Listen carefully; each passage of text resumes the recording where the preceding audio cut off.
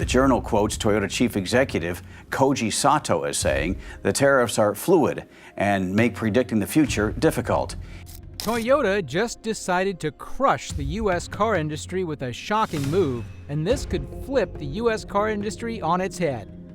In a dramatic turn of events, Toyota and other Japanese giants like Honda and Nissan conducted sweeping reorganizations of their U.S. businesses after the Trump administration imposed the new 25% tariff on imported cars and auto parts. The action is projected to disrupt the U.S. car market, causing tens of thousands of job losses and market rebalancing throughout the industry.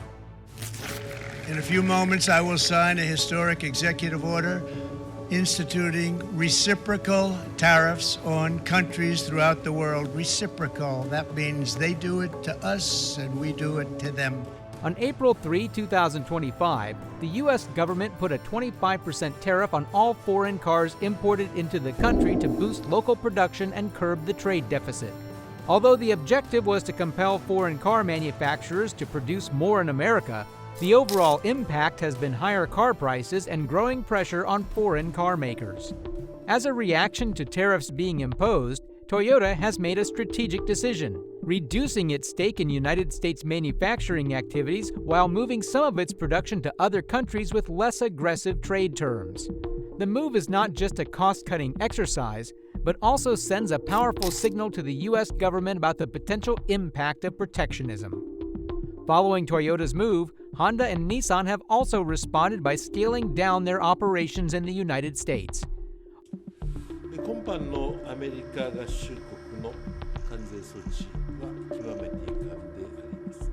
All the organizations cite the increased cost of the tariff as unsustainable, and they begin looking for alternative markets and locations to produce.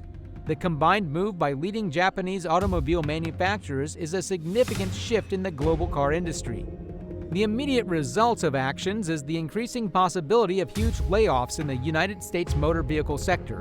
While foreign motor vehicle firms cut back their operations, numerous career opportunities are on the line, most especially in motor vehicle production-dependent areas.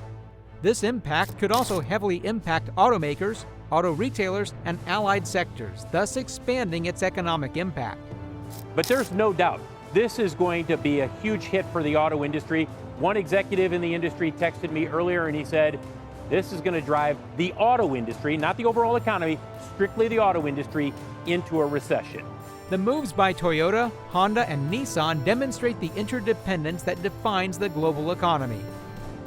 While the goal of reviving local production is undoubtedly noble, the policies following that goal must be according to the global investors and trade relations.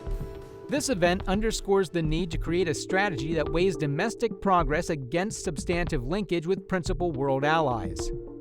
Those kick in Thursday and could raise some car prices by thousands of dollars. But President Trump told NBC News in a phone interview yesterday, quote, "I couldn't care less. I hope they raise their prices because if they do, people are going to buy American-made cars. We have plenty." The current events in the automobile industry are indications of the thin line between protectionism and economic realities across the world. With bigwigs such as Toyota, Honda, and Nissan having to redo their plans following U.S. tariffs, the domestic market is suffering from serious problems. The future will tell how the intelligent policymakers can walk this tightrope so that the economy can stay healthy and grow.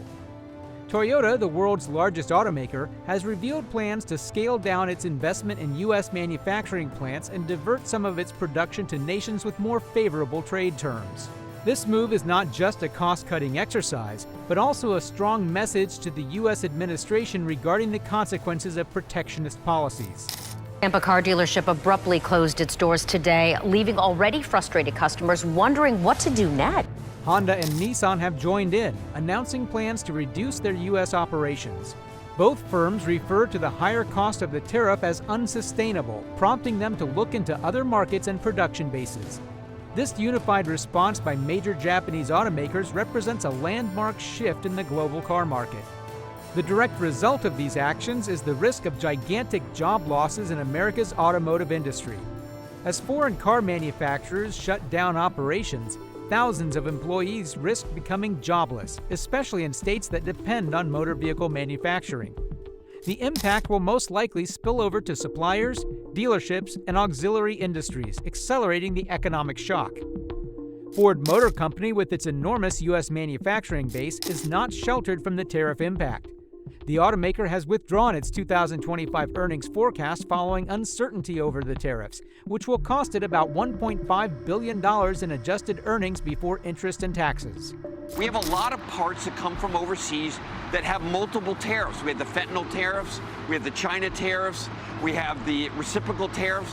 Executives cited an aggregate tariff-driven cost increase of $2.5 billion, mostly through the importation of vehicles from China and Mexico, although Ford was able to offset about $1 billion of those expenses through operational changes. The broader economic implications are also concerning. The Federal Reserve has lowered its 2025 growth forecast from 2.1% to 1.7%, and the OECD projects a decline to 2.2% in 2025 and 1.6% in 2026. Goldman Sachs estimates that the tariffs imposed by the U.S. government could result in the loss of up to 500,000 jobs, with thousands of layoffs already taking place as of April 2025. As an individual, these tariffs seem like a sword with two edges. The goodness of the intention to support domestic production is commendable, but the sudden imposition of the tariffs and the absence of overall planning have caused massive shocks.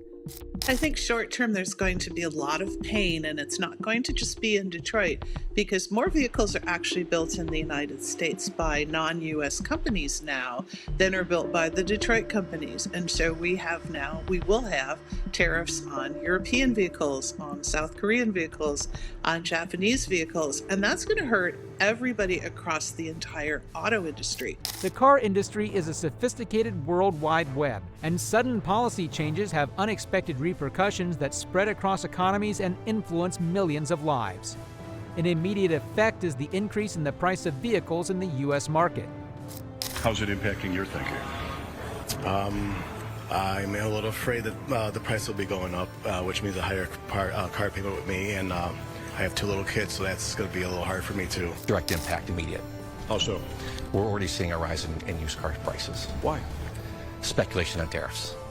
100% speculation on tariffs. When the average cost of a new vehicle is already around $49,000, the added charges caused by the tariff may be enough to get the prices past $50,000, as new vehicles are already becoming cost prohibitive to many potential buyers.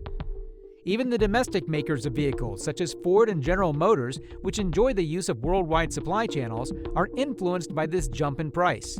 Ford, for example, expects a $1.5 billion hit to its operating profit from the tariffs, prompting the company to suspend its 2025 earnings guidance.